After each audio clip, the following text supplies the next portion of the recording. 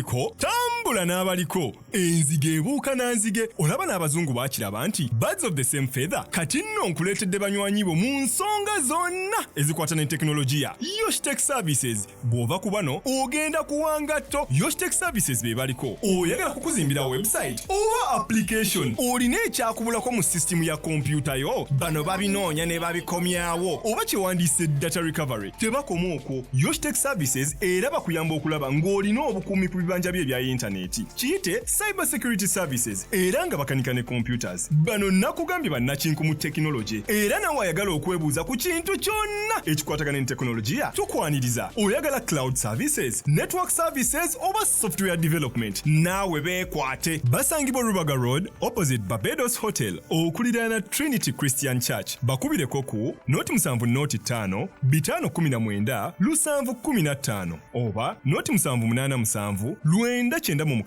667 Yoshtech Services empowered by innovation.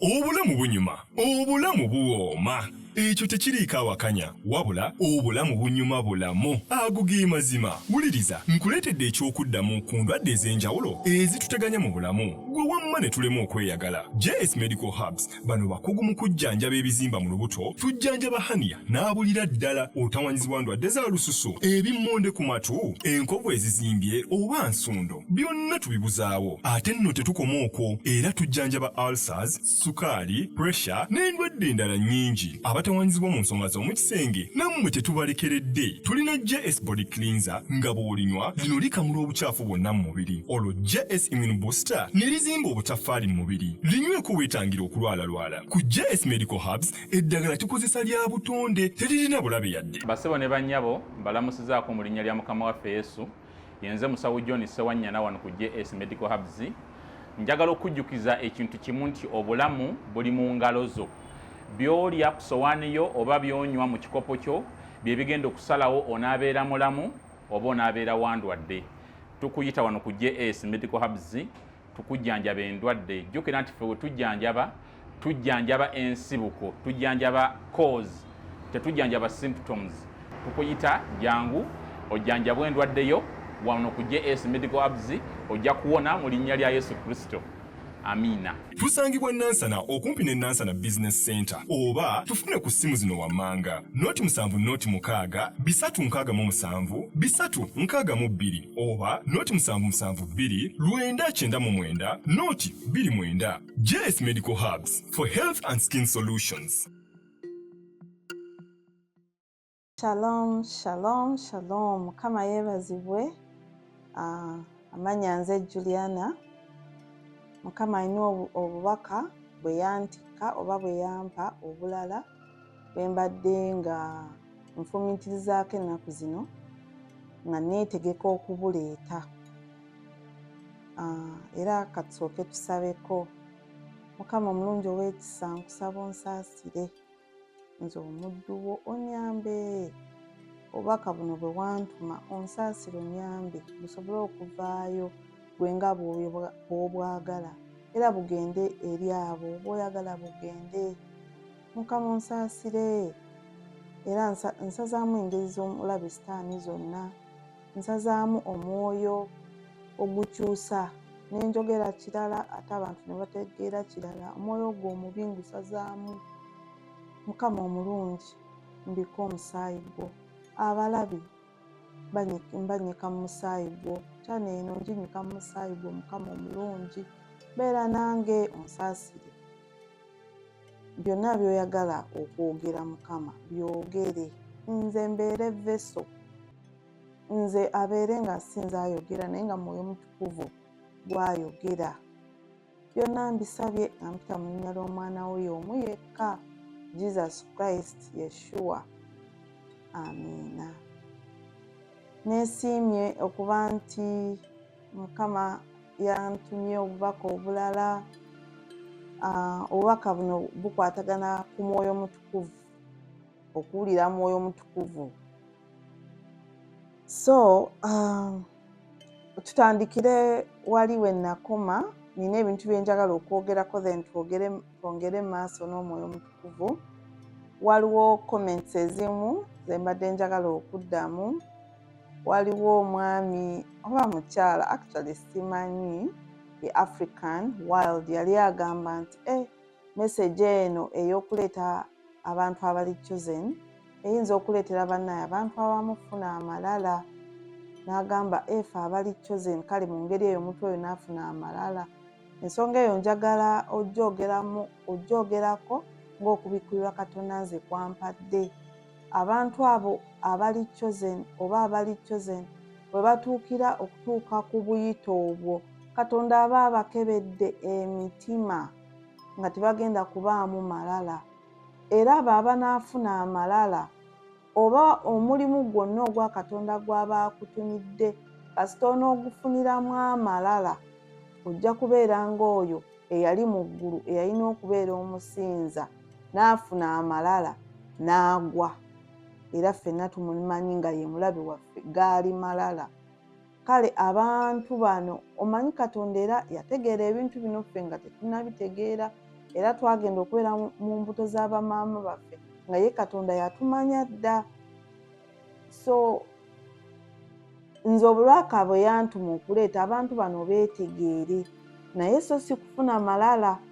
Ate era n'embeera abantu bano ze baba bayiseemu Katonda okutuuka okubatuusa ku kumanya kuno, bannaye amalala aba agakubye. Amalala oba olina okubeera humble, humility, ate gy'okoma okumanya Katonda, gy'okoma okusembera Jesus Christ, amalala ago gavaamu n'obeera ng'oli humble. Ate nze humble oba humility sitegeeza nti omuntu ayogera mpola nnyo kwe tutegeera nti ali humble. Humility eyo eri munda, amalala agakulimu ago gali munda. Kubanga waliwo ebintu ffe ebweru bye tuyinza obutalaba, naye oli omuntu ayinza okuba amalala ago nga gakwekuumye eyo munda. Amalala ago Katonda agakubayo mpola mpola, kubeera terubeera lunaku lumu mbw amalala gonna ne gakuvaamu, mpola mpola. Ate era it's a constant work. Waliwo embeera Sitaani gy'ayinza okuleeta era in that moment ekuleetemu amalala. Malala ga mirundi mingi. Kati n'abantu abayitiddwa guno eno calling bayinza okufuna amalala. Ate nno bwe nali mboogerako bannaye mwe nasunako katini nnyo ku bantu abo kye bagenda okubeera oba kye bagenda okukola. Kale bw'ebanga eyo vidiyo omuntu yagiraba already amalala ne gamujja mu mutima, Katonda yajja okukola ki? Okumuyamba. Ffenna Katonda yatuyamba. So ekyo nali njagala nkittaanyize bannaye nti gye tukoma okumanya Jesus Christ tugenda tufuuka nga ye wagonjebwa. Eggonjebwa tekitegeeza kyembadde wali ngezaako okutegeeza mbu si ye muntu ayogera nga mwetoowaze. Kale era tulina okwogera nga beetoowaze. Naye nze kati nga Juliana omuntu amanyi era ndimu si kukyamuka but a lively person, nti nsobola okusigalamu eyo character Katonda gye yantonderamu naye ng'ate ndi mukkakkamu, like nga nina eggonjebwa mu mutima. Amalala ago gava eno mu mutima okwerowoozaako nti gw'oli w'amaanyi, nti kati nze Katonda nze gwalonze, abantu abalala n'obassa wansi. Kale kiri eri mu mutima, it's deeper than ekyebweru. Kale ensonga eyo nali njagala ogyogerako. Then mukyala Betty, ye Betty oba muwala, yaŋŋamba njogere ku ngeri gy'ofunamu relationship ne Katonda. Era ekyo bwe tunaayogera leero ku Mwoyo Omutukuvu ndowooza era byonna tunaabikwataganyiza wamu. Omulala ekirala kye nabadde njagala okwogerako, akatabo ako ke naweereza Mwami Sami oba ke narekomendinga, kale nakarekomendinga naye era gye bikkakkanira ogenda kubuuza Mwoyo Omutukuvu. Nze lwaki nakarekomendinga? Kuba kalimu essaala ez'enjawulo naye nga byawandiikibwa. Oli teyayiiya prayers ze n'akola kinaaziwandiika, byawandiikibwa nti katugambe otawaana na finances na byanfuna. Oli yagenda n'afuna eyakawandiika John Eckert, yagenda n'afuna scriptures zonna oba ebyawandiikibwa ebikwatagana katugambe kyanfuna kyoyagala okusabirwa byonna n'abiteeka wamu. Kale si ssaala za muntu ye ze yeeyiyiza naye kyawandiikibwa ng'era bw'onoogenda mu Bayibuli n'onoonya ku mbeera gy'oyitamu oyimirire mu kyawandiikibwa kya Katonda. Naye ekizibu ekiri mu katabo ako mulimu ekigambo Holy Ghost, kubanga abantu abamu bakozesa Bayibuli eya KJV. I think ndowooza nti Bayibuli erimu ekigambo ekyo oba bayita omwoyo omutukuvu Holy Ghost. Nze Katonda mwoyo omutukuvu muyita Holy Spirit. Era akatabo akange nze nagenda nkisangulamu nenteekamu Spirit. Naye abantu abamu batambulira mu butamanya. Waliyo abakimanyi kye bakola naye ate waliwo n'abatambulira mu butamanya. Ekigambo ekyo Holy Ghost nkiraba mu version eya gundi eya KJV. So anyway, kaakati ebyo bwe bityo mbadde njagala okuttaanyaako awo. Mpozi n'ekirala era okukkaatiriza, tugenda kwogera ku mwoyo omutukuvu leero, engeri y'okufunamu mwoyo omutukuvu, engeri y'okutambulamu ne mwoyo omutukuvu, omwoyo omutukuvu kyeki, byonna ebikwatagana ku mwoyo omutukuvu Katonda byagenda okunsobozesa okwogera. Sisobola kumalayo mwoyo omutukuvu kubanga mbanga zze wano naga ngenda kwogera Katonda mumaleyo, tekisoboka. Naye at least kale bwe naayogera experience yange, bwe wabaayo omuntu abadde tannaba kuba nti aluŋŋamizibwa mwoyo mutukuvu oba atamanyi ani mwoyo mutukuvu, kale ekitono kye ŋŋenda okwogera kigenda kuyambako omuntu oyo. Kati oba ntandikire wa mwoyo mutukuvu yaani? Tumanyi nti Katonda affe ali mu busatu, Katonda Omwana, Katonda Kitaffe, Katonda Omwana n'omwoyo omutukuvu. Mu kitabo ekyabikolwa by'abatume tulaba nga Jesus Christ agamba abayigiriza be nti sigenda baleka nga bamulekwa, ngenda babeereza mwoyo omutukuvu. Era baagenda mu kisenge ekyawaggulu ne balinda paka mwoyo omutukuvu bwe yajja, ne balyoka bakola emirimu gya Mukama. Ekyo njagala mubeere nga mukijjukira nti baalindirira ne bafuna mwoyo omutukuvu ne balyoka bagenda ne bakola emirimu gya Mukama. Mu ndagaano enkadde tulaba nnyo nti Katonda bwe yayitanga omuntu oyo yatuulibwangako oba yafunanga the Spirit of God, omwoyo omutukuvu, n'asobola okukola ebintu bya Katonda. Tujjukira nti Katonda mwoyo, naffe abamusinza tumusinza mu mwoyo ne mu mazima. Kati Katonda bw'aba mwoyo, otuuka otya mu mwoyo? Ebintu byonna ebikolebwa mu Katonda olina okuba ng'ojjuzibwa mwoyo mutukuvu. Byonna nze jene yange tewali kyendaba nti osobola okyemalirira nga tolina mwoyo mutukuvu, nga toluŋŋamizibwa mwoyo mutukuvu. Kaakati abantu bangi abalokose oba abaalokoka edda nga mwoyo mutukuvu bamugambako bugambi ku bo bye bagenda okukola, pulaani zaabwe bazimutegeezaako butegeeza.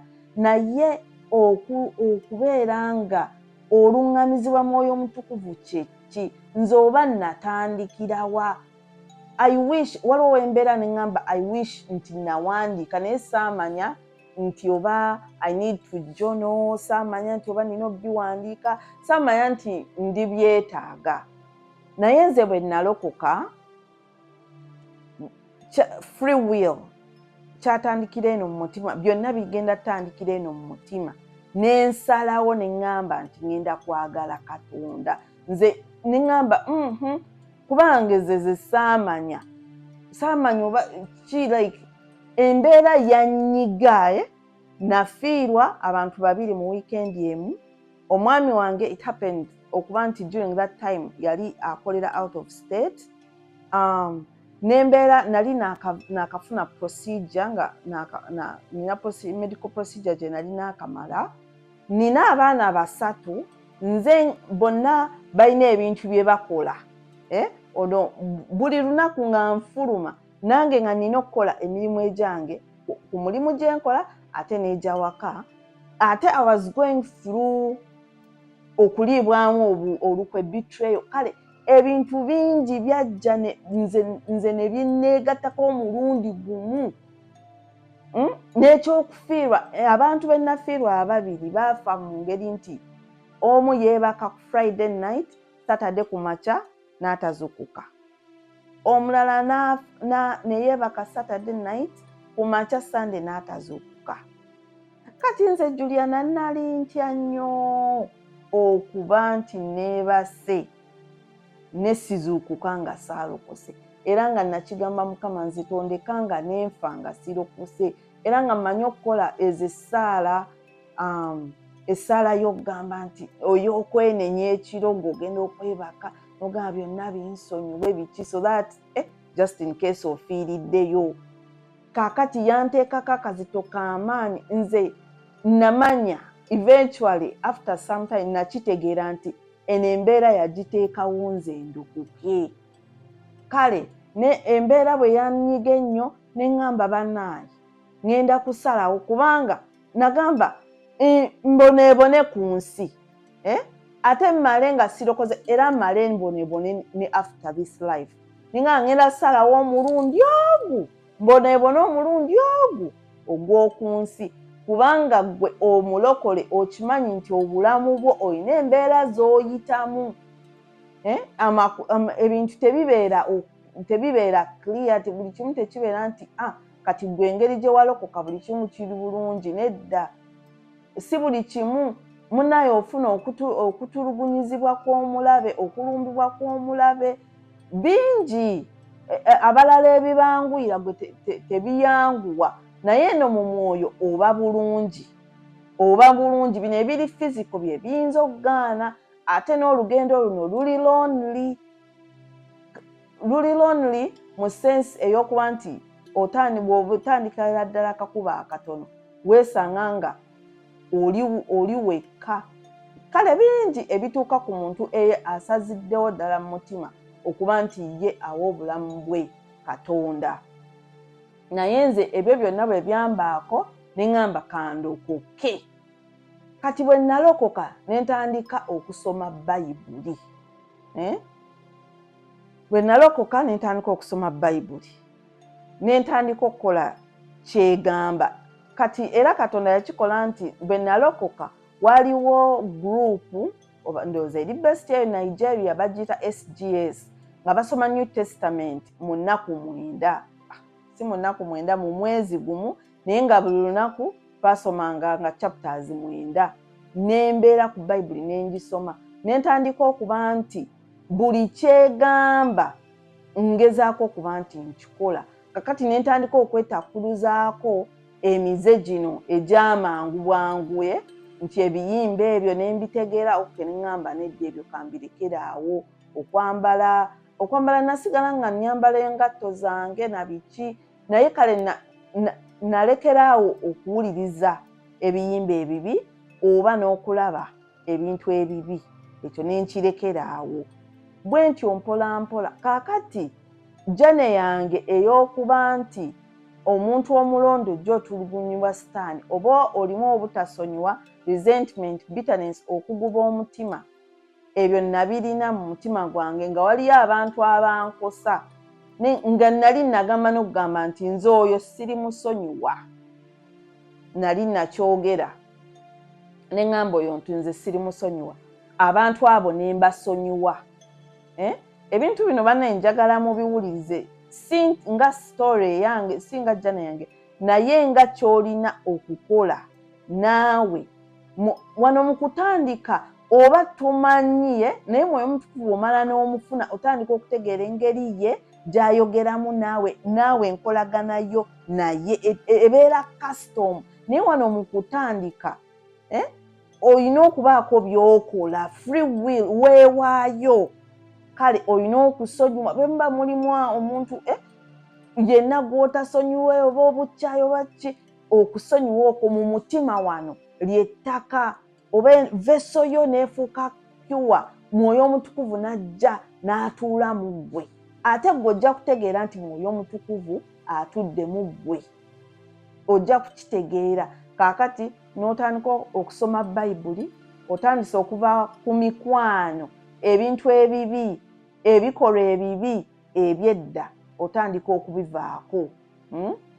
Obeera nnyo ng'osaba, okusaba okwo okw'omu mutima munda, n'okwenenya okw'amaanyi, kubanga Mwoyo Omutukuvu ono bw'ajja n'atuula mu ggwe ng'okkiriza mu mutima gwo ng'olokose ti gwe obulamu bwo obuwadde Katonda, obuwaddeyo, ajja n'atuula mu ggwe Mwoyo Omutukuvu. Kaakati n'atandika okujjukiza obuntu obwo bwonna, n'otandika okwenenya.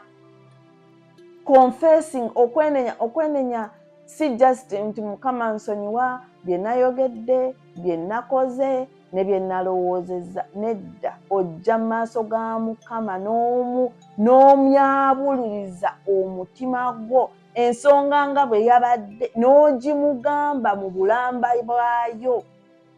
Olina okubeera ow'amazima eri Katonda, olina okubeera ow'amazima eri Mwoyo Omutukuvu. Tosobola kugira Mwoyo Omutukuvu nga bw'oyisa abantu, n'obaako kwolekayo n'oyogera ekintu naye nga si kyotegeeza. Ew'Omwoyo Omutukuvu ogendayo ng'osazeewo okweyabya, okwogera amazima.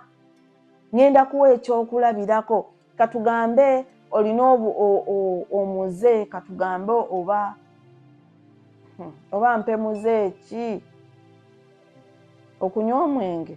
Kale ano waliwo omwami ntera okurekodinga nga waali bamuyita Mwami Grace, agambye ng'omuze ogw'okunywa omwenge.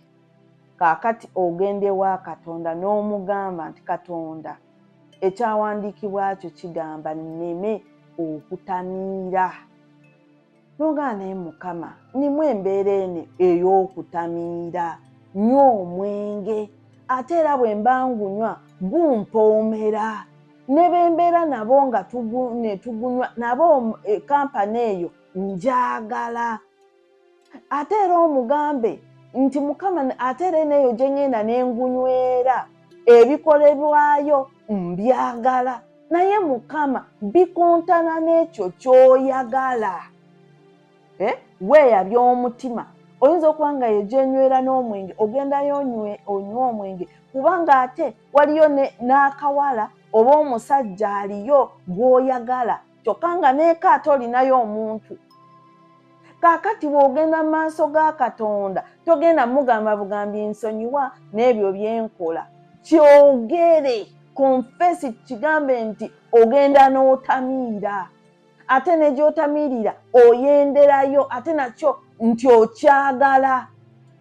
Owulira nga muli osikibwa okyagala, naye omugambe nti Mukama, ebintu bino byenkola mu mubiri bikontana n'ekyo ky'oyagala. Mukama, nsaasira onsonyiwe. Nsaasira onsonyiwe, onzigye mu makubo ago amabi.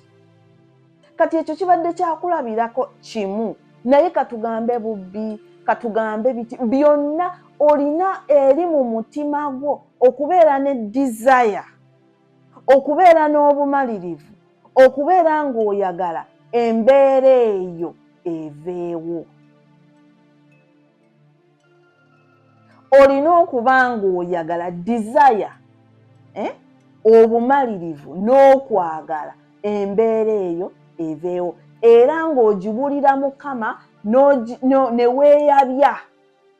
weeyabya eriye, ng'omugamba nti Mukama, embeera eno nyamba eveewo.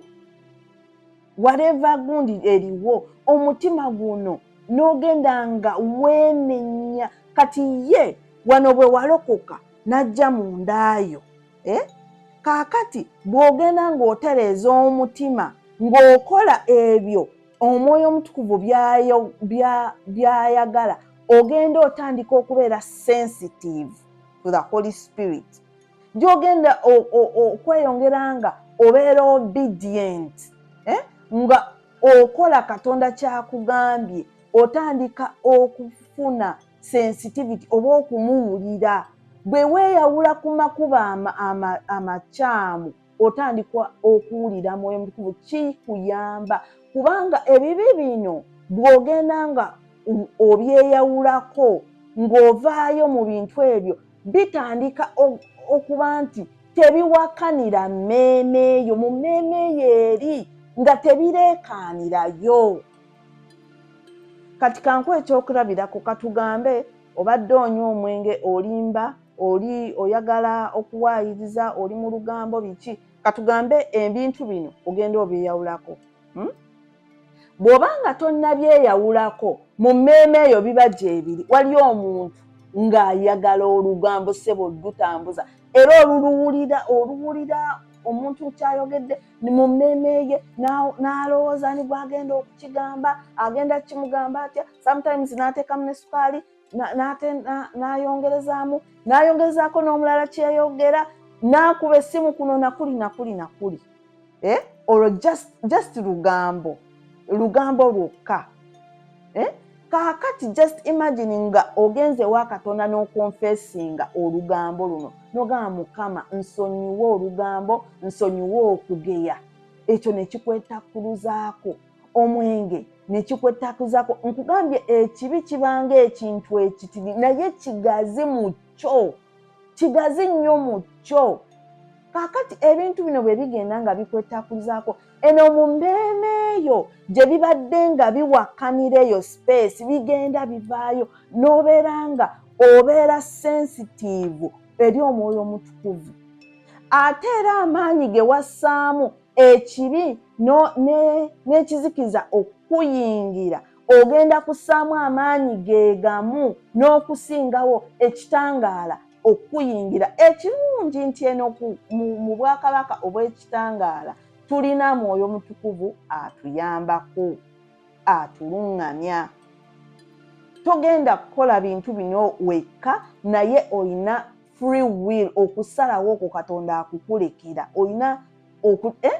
Naawe olina okusalawo.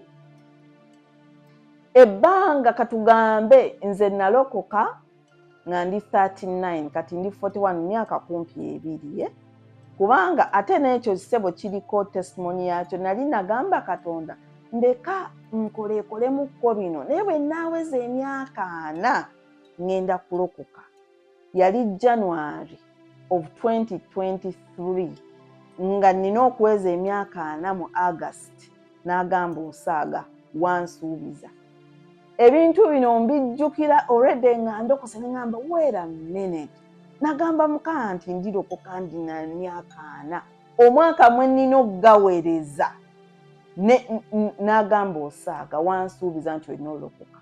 Naye nga yajja kiteekateeka eri embeera eyanyiga abantu b'e Nafiirwa nabafiirwa mu October of 2022.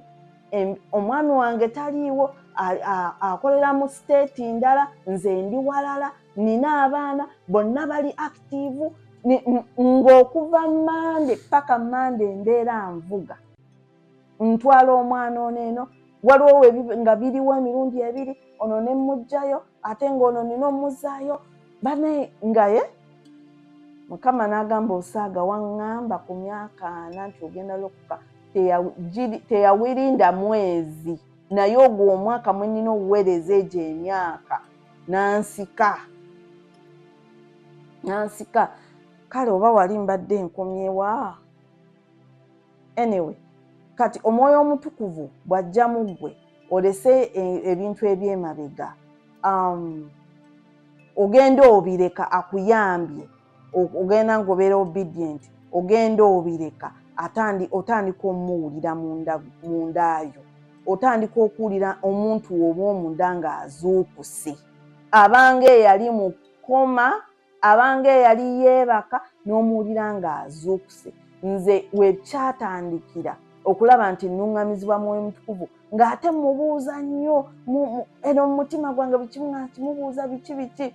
Nagenda okulaba nga bwe mba nasomye ekyawandiikibwa ng'omuntu omulala akiddamu oba ki aw'enjawulo nga okay, Katonda ono wa ddala.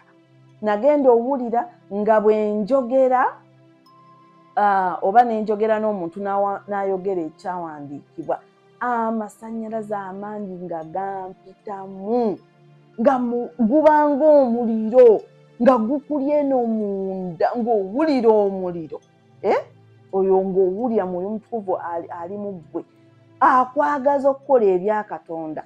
Kankubulire omuntu ng'oli eyo nga tokimanyi bulungi oba olina Mwoyo Mutukuvu nga toluŋŋamizibwa Mwoyo Mutukuvu naye ng'ogamba nti kale nti walokoka ddamu oyatule mundaayo.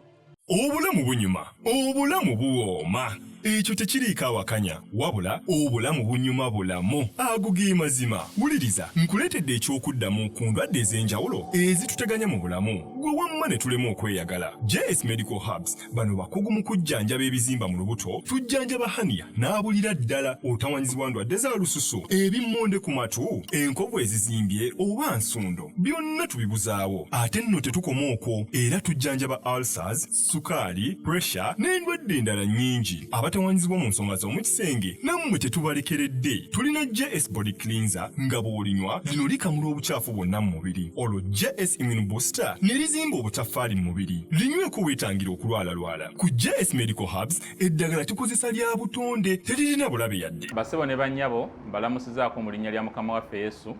Yenze Musawo John Sewanyana wano ku JS Medical Hubs.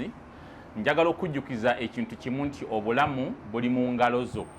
Byolya ku sowaani yo oba byonywa mu kikopo kyo bye bigenda okusalawo onaabeera mulamu oba onaabeera wandwadde. Tukuyita wano ku JS Medical Hubs tukujjanjaba endwadde. Jjukira nti ffe we tujjanjaba ensibuko, tujjanjaba cause, tetujjanjaba symptoms. Tukuyita jangu ojjanjabwa endwadde yo wano ku JS Medical Hubs ojja kuwona mu linnya lya Yesu Kristo. Amina. Tusangibwa Nansana okumpi ne Nansana Business Center oba tufune ku simu zino wammanga noti 7 bisatu nkaga mu 7 bisatu nkaga mu 2 oba noti 772 9 noti 29. JS Medical Hubs for health and skin solutions. Ng'oyagala okumanya ebiriko tambula n'abaliko. Enzige ebuuka nanzige olaba n'abazungu baakiraba nti birds of the same feather kati nno nkuleetedde banywanyi bo mu nsonga zonna ezikwata ne tekinologiya. Yoshtech Services bw'ova ku bano ogenda kuwanga tto. Yoshtech Services be baliko. Oyagala kukuzimbira website oba application olina ekyakubulako mu system ya kompyuta yo bano babinoonya ne babikomyawo oba kyewandiise data recovery tebakoma okwo. Yoshtech Services era bakuyamba okulaba ng'olina obukuumi ku bibanja bye ebya intaneti. Kiyite Cyber Security Services era nga bakanika ne computers. Bano nakugambye bannakinku mu tekinologi era nawe ayagala okwebuuza ku kintu kyonna ekikwatagana ne tekinologiya tukwaniriza. Oyagala cloud services, network services oba software development naawe beekwate. Basangibwa Rubaga Road opposite Barbados Hotel okuliraana Trinity Christian Church. Bakubireko ku noti 7 noti 5 519 715 oba noti 787 996 667. Yoshtech Services, empowered by innovation.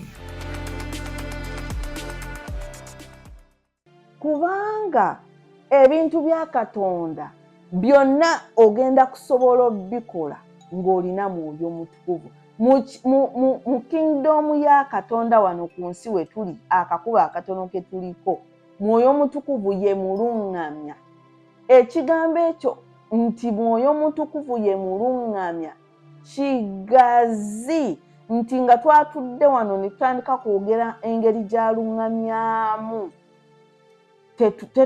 obudde tebutumala nga twogera engeri gy'alungamyamu.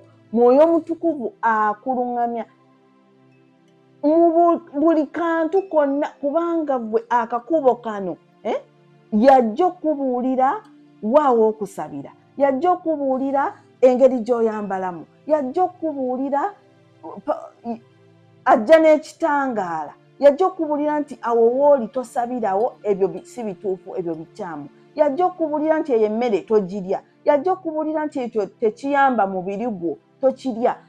Ebintu byonna ebiri mu Katonda by'oyagala okukola mu Katonda olina okulungamizibwa Mwoyo Omutukuvu oba olina okuba ng'olina Mwoyo Omutukuvu. Obulamu nga toli muzuukufu mu mwoyo, nga tolungamizibwa Mwoyo Omutukuvu, Abaruumi 8 ebeegamba toli mwana wa Katonda. Abo bokka abalungamizibwa Mwoyo Omutukuvu be baana ba Katonda.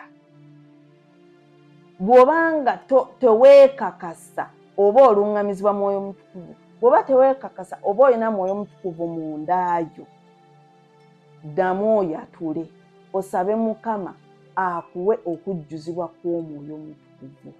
Otandike okuba nga by'okola olungamizibwa Mwoyo Omutukuvu. Otandike okuba nga by'okola olaba omukono gwa Katonda mu ebyo. Ng'omwebuuzaako buli kimu, katugambe olina gy'ogenda n'osooka n'omwebuuzaako n'omubuuza ngende. Mwoyo Omutukuvu ono yagenda okuyamba obeere mukwano gwa Katonda. Mwoyo Omutukuvu ono yagenda okuyamba oyige okusinza Katonda. Banaye okusinza Katonda si kwe kuyimba ennyimba. Okusinza Katonda kuli eno mu mutima. Nti enjogera gy'oyogeramu omusinza, mu kwambala osinza, buli kimu okukola bya Katonda osinza. Tewaliyo ky'ogenda kusobola kukola nga tolina Mwoyo Omutukuvu. Nasooka ne mpulira omuliro ng'omuntu bw'addamu ekigambo oba nga twogera n'ayogera ku kigambo kya Katonda mulinga njugumira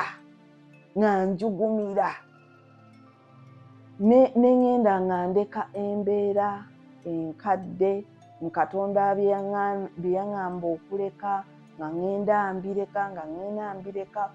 Kaakati gy'ogenda ng'olungamizibwa Mwoyo Omutukuvu, ng'oli obedient, munnange ogenda nga ofuna ettaala mu ggwe mundaayo. Ogenda owulira nga ofuna ettaala mu ggwe mundaayo.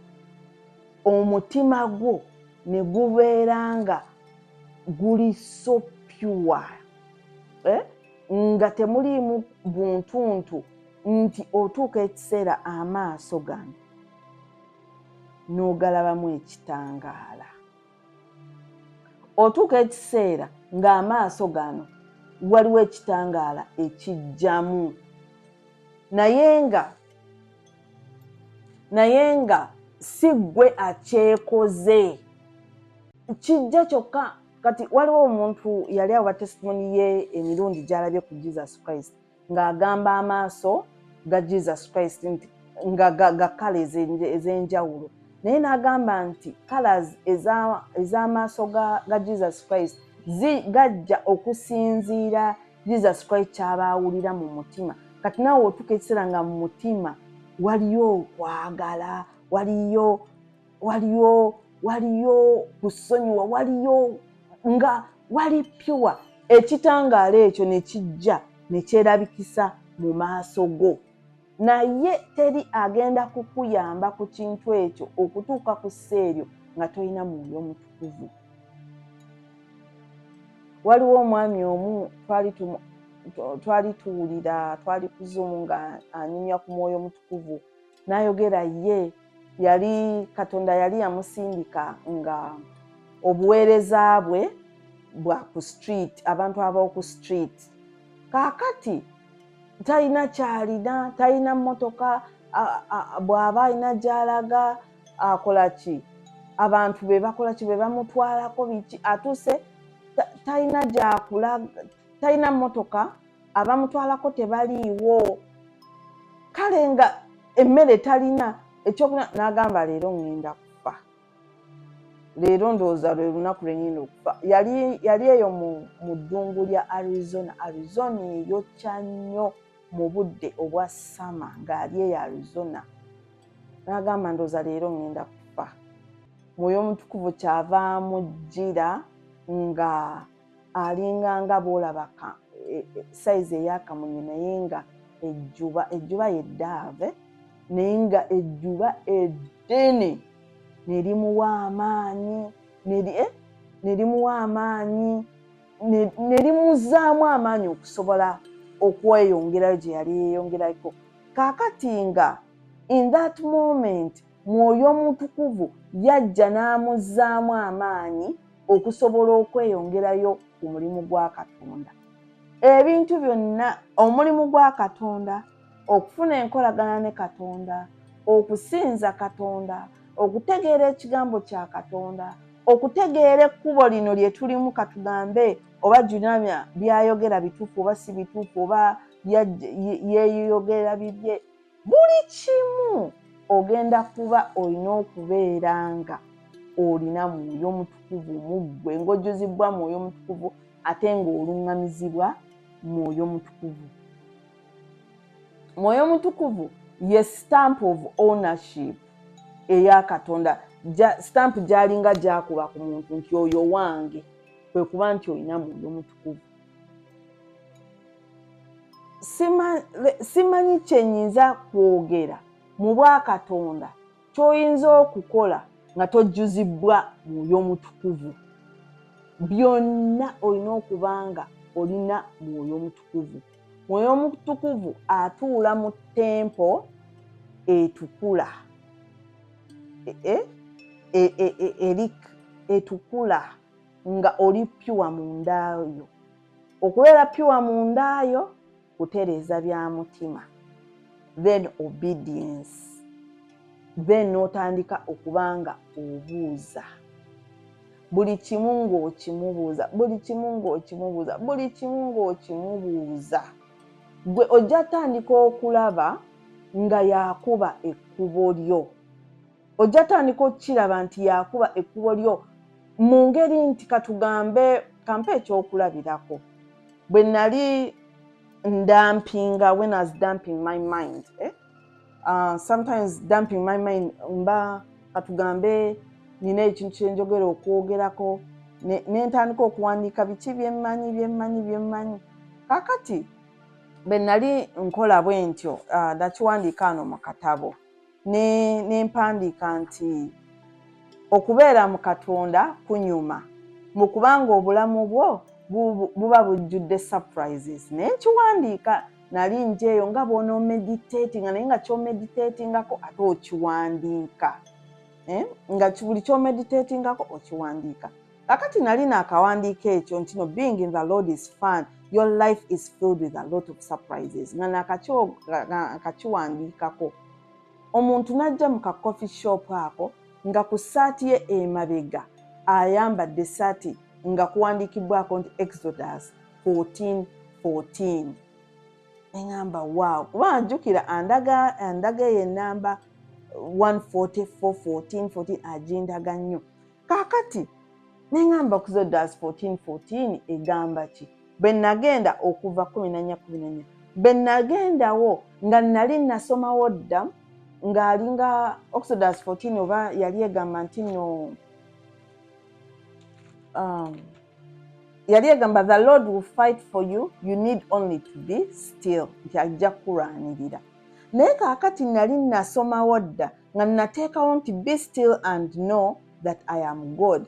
Kyokka ng'eyo scripture eyo be still and know that I am God eri mu Zabbuli 46 olunyiriri olw'ekkumi awo, yali yagimpa ku mbeera yange, kubanga waliyo embeera gwe z'obeeramu nga gwe ng'omuntu tolina ky'oyinza gikolera gijjawo naye nga gwe togyagala naye nga weeri.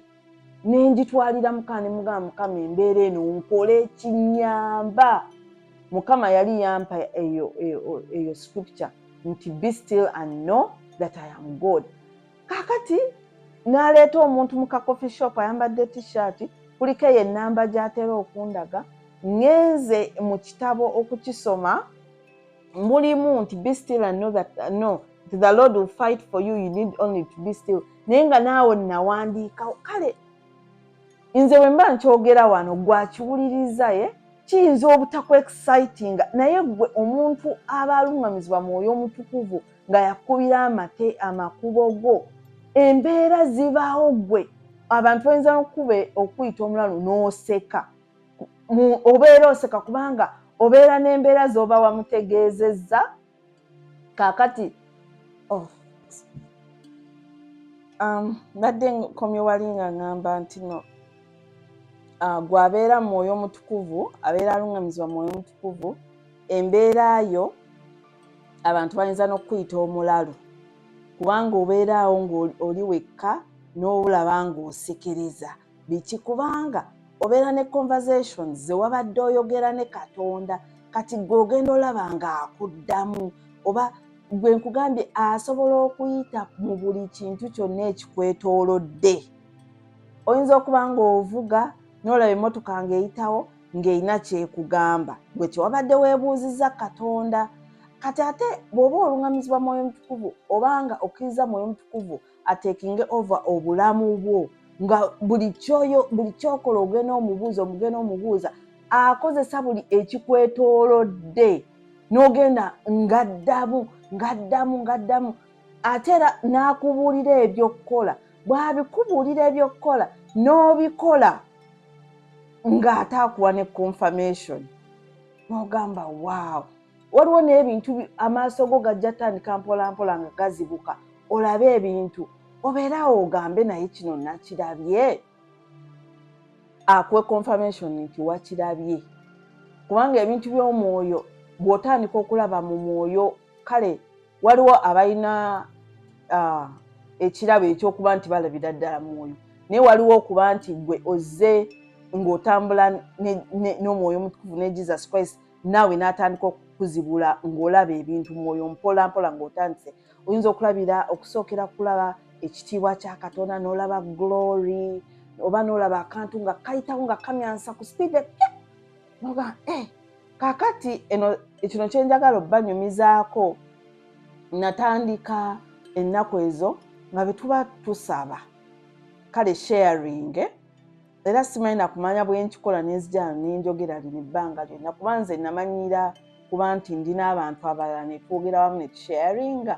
nga soogera wano nzekka naye anyway kyembadde njagala obbanyumiza kaakati bwe tuba tusharinga nga tutudde mu ddiro tusharinga tuli bataano natandika okulaba nga wabaawo nga ekintu ekiva mu kamwa k'oyo aba ayogera teebereza ng'oli mu ebweru nga wannyogoga nnyo n'oyogera n'obeera nga olaba breath yo oba ng'olaba breath yo natandika okulaba nga ndaba breath y'abantu naye mu ngeri nti bwodde bwakiro oba tuli waka nze nga ndabanga omukka ogubavaamu buli ayogera kaakati nga nkirabidde nebbanga naye nga oba ndaba bubi lumu nenkyogerako nenkigamba muwala wange kaakati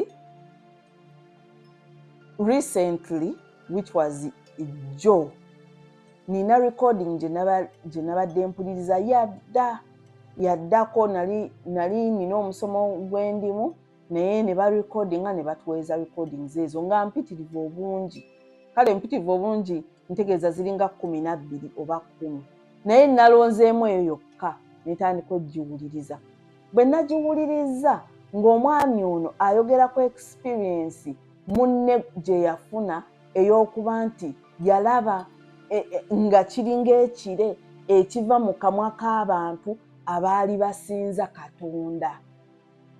Bannaye nakiwulidde ne ŋŋamba kino kyentera okulaba nga kiva mu kamwa kaffe nga tusharinga kati nze sikyeraba naye ate mba nkiraba ku balala kati ate nze omulala maybe ayinza okindabako naye nze mba nkiraba mu balala nga baaboogera babanga balina ekintu ekibavaamu nenkitegeeza nti Katonda abakkiriza okusinza kwabwe oba sharing yaabwe. Kale ekintu ekyo ekikinsharingisiza kubanga tewaliwo engeri gye nyinza kugamba nti yeeno kubanga wano mu kutandika olina otandika gwe ne woowaayo free will naye mpola mpola ogenda okulaba nga akutemera ekkubo ate era n'amala n'akuwa confirmation gwe ebintu ebibaawo mu bulamu bwo omanya nti nnuŋŋamizibwa mwoyo mutukuvu kubanga akigamba n'okikola n'amala n'akuwa confirmation nti yakigambye. So si gwe kola pulaani yo ate n'omutegeezaako ebintu ebyo byanjawulo oba okubeera nga wooli oba kkanisa oba wa nga mwe mwateekateeka omwaka gwonna bwe gugenda okugenda ng'ekyo kye mugoberera ekuliŋŋamizibwa Mwoyo Mutukuvu oba omwebuuzaako ye n'agenda nga nze oba nkigambe nga surfing the wave n'ogenda ng'osurfinga the wave. Actually waliwo ekirala kyenzijukidde. Waliwo eri video gye nakola eya spiritual warfare nkijjukidde kati kankyogere nga sinnakyerabira. Nayogera mu kulwana n'ogamba nti nga ngamba nti ekyokulwanyisa ekimu ekibala eky'Omwoyo Mutukuvu. Naye bwe nali njogera nagamba bibala mu kifo ky'okugamba nti no ekibala. Era waliwo munnange eyawulira recording eyo n'aŋŋamba oba yalaba video eyo n'aŋŋamba nti ekyo kiba kibala. Era nenzirayo mu Bagalatiya essula ey'ettaano nange nenkira nti ekibala ky'Omwoyo Mutukuvu kiba kibala. So njagadde ekyo nkitereeze kubanga mbeera saagala ate nze nenkyamya kuba nze njagala nnyo abantu ba Katonda. Saagala ekintu kyenjogedde nekireetera omuntu ensobi. Kale ekibala ky'Omwoyo Mutukuvu nsuubira nti ekyakinjogeza nti ebibala kubanga oba olwanaye atugambe omuntu azze n'obukyayi ate gwe n'olaga okwagala. Oba oli ngazze ng'akola ki gwe n'olaga kindness oba gwe n'olaga obugumiikiriza naye nga wamu kyonna kiba kibala. Then waliwo ekintu ekirala Mukama era kyanzijukizza kyenjagala njogereko nti bw'obeera ne Mwoyo Mutukuvu n'enkolagana ne Katonda nti Mwoyo Mutukuvu ono bw'oba olina ensonga zo bw'ogenda ne weeyabya eriye omutima n'ogujjulula eriye. Kati kino kigaziyaako akatono katugambe muli oba mu bufumbo gwe n'omwami wo. Ebintu byonna by'owulira nti bikunyiga genda ew'Omwoyo Mutukuvu, genda ewa Katonda, bw'obeerawo byonna obimugambe. Ogenda otuuka gy'otuuse oba waka okomyewo oba wa mukwano gwoyo alina kye yakoze nga Katonda amaze okukunyiga omutima ng'amaze okutereeza. Mpandiika hano kuba waliwo byabanzijukiza ne ŋŋamba kankiwandiike nneme kyerabira. Kaakati ekintu ekyo nakyo kikulu. Kati bino byonna n'okubeera n'omuntu gw'oyiwira ebintu ebiba bikuluma ebikusanyusiza biki oba olina okuba n'enkolagana naye. Enkolagana ne Yeshuwa, enkolagana ne Katonda byonna biva kuba nti olina enkolagana ne Mwoyo Mutukuvu. Byonna gye byetooloolerera ebikwatagana n'enkolagana ne Katonda n'okumusinza n'okumumanya n'okutambula naye wano ku nsi Mwoyo Mutukuvu ye muluŋŋamya waffe. Okumwetegeerera bannaye akuzibula amaaso toddamu kulimbibwa ate obeera osobola okukema emyoyo kubanga Omwoyo Mutukuvu ali mu ggwe ow'amazima yakukemera so si ggwe nga ggwe ye yakumulisiza n'ogamba Juliana awo alimbyemu ng'okiwulira si kyekyo. Mwoyo Mutukuvu bannange bw'oba tolina Mwoyo Mutukuvu ddamu oyatule osabe Katonda akujjuze Omwoyo Mutukuvu. Mugambe musabe. Ekirala era kyanzijukizza ekyo kyenjagadde okwogerako ti Mwoyo Mutukuvu ono yagenda okukuyamba okuddamu okwetegeera ki ky'olina okuba oba ki kye walina okuba oba ki ky'oli. Ekintu kino ekikinjogezaako bwe tuba tukyali bato nze nzijukira bwe nali nga nkyali muto awo oba ndi myaka 6 oba 7 ensi tennanyiga obulamu bulungi bannaye bwe nga nina essanyu nga nseka nnyo nzina era bamanyi okuŋŋamba gwe mwana gwo buli kaseera oba osekaseka ki ozinaazina nga biki nga bakiŋŋamba nnyo naye nga gye nakulira nkulira Bulange awo ku Sentema Road ng'agenda e Lusaze. Bw'otuuka ewa Prime Minister we yabeeranga omugenzi n'okwata ekigenda e Lusaze waabangawo abakadde abo bonna nga bafaanagana nga baazimba mu nnyiriri okuva waggulu n'okkiira paka wansi. Kaakati ezimu ku nnyumba ezo mwe nali nva nze nakula ne jjajja. Naye kaakati bwe nali nga ndi muto ndimu essanyu ndimu okuseka nzenna omuntu omukyamufu naye nkyali muto nga kaakati nze we nabeeranga nga ye yali ennyumba eyasemberangayo ddala wansi.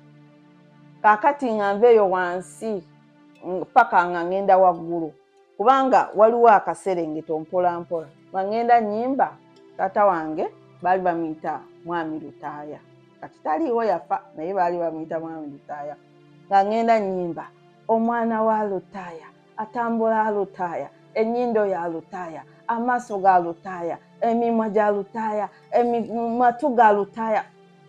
Lwaki mbabuulira ekintu kino?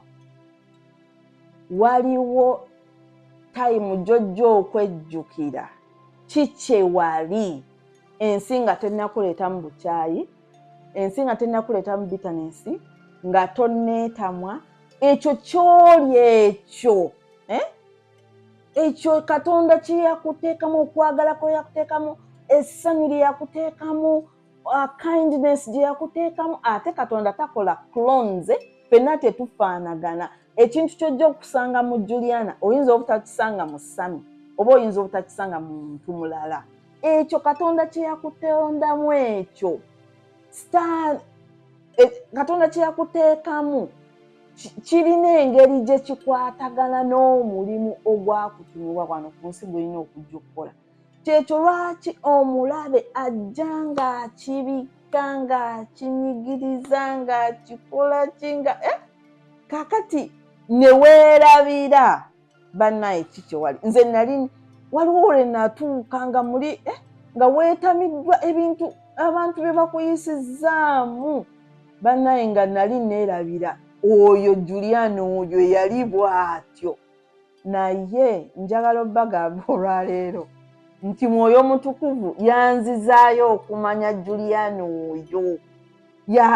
Mwoyo Mutukuvu akunyiga omutima ate ali so custom nkugambye akumanyi amanyi ekikusanyusa amanyi ali smart akuyamba paka ku kantu gwe akasembayo obutinyi ajja kuzzaayo ku ekyo kikyolina okuba essanyu liwe ekyo kyewali ng'ensi tennaba kumenya nga tennaba kuteekako byayo ajja kikuzzaayo okitegeere. Ekyo ye Mwoyo Mutukuvu. Ekirala Mwoyo Mutukuvu akuyamba mu bulamu buno obwa bulijjo obanga wakaye. Nze kakube kufumba kakati wana awaka we tuli katugambe era nakyo mpa kyakulabira kube tuba tuguza amatooke tugagulira mu bokisi. Amatooke ago gaba mangi nga tetusobola kugalya mulundi gumu bw'ogateeka ebweru oba wa gagira gayengera bw'ogateeka mu freezer bw'otuuka ogafumba gavaamu bulala. Nze Mwoyo Mutukuvu nampa engeri gye nterekamu amatooke nga terina gwe ndabiddeko. Kati nsobola okuteeka amatooke gange mu fridge nga waase. Kale engeri gye yandagirira nfuna kijja bwe kiti kiwanvu kya glaasi nenga waata nengateekamu nenga vacuum sealinga gaba ng'agali vacuum gasobola okubeera mu fridge eyo omwezi nga tugalyako. Ekyo Mwoyo Mutukuvu ye yakindagirira.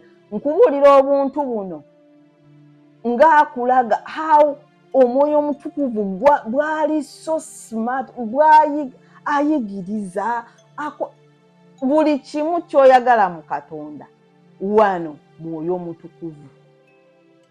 Mwoyo Mutukuvu. Mwoyo Mutukuvu yakuyamba ennyumba y'eno vessel n'efuuka habitation. Habitation nti atulamu. Waliwo abantu Mwoyo Katonda Jesus Christ baalabikidde bafunye what we can call a visitation. Naye omuntu Jesus Christ asobola okulabikira omuntu yenna. Asobola n'okulabikira omuntu atannalokoka n'amulabikira naye n'atamanyi oba kyali kyo baki. Igwe oyinza okuba na Jesus Christ nga takulabikidde naye nga vessel yo eri clear ng'otuulibbwamu Mwoyo Mutukuvu n'omanya Katonda bulungi nnyo butereevu okusinga omuntu ono eyafuna visitation. N'omusinga okutegeera bulungi Katonda. Byonna Mwoyo Mutukuvu. Ekyamazima topic eno Katonda yagimpa naye nze ndaba ng'Omwoyo Mutukuvu simanyi bwe nnyinza na kumwogerako. Naye gwe omuntu alowooza nti tomulina, ddayo ku basics paka eri gye bitandikira. Kuddamu kwatula, kuleka makubo amabi, kusoma kigambo kya Katonda, okwenenya, okuwashipinga, ofune Mwoyo Mutukuvu atuule mu ggwe. Ate otandika omubuuza amala n'addamu.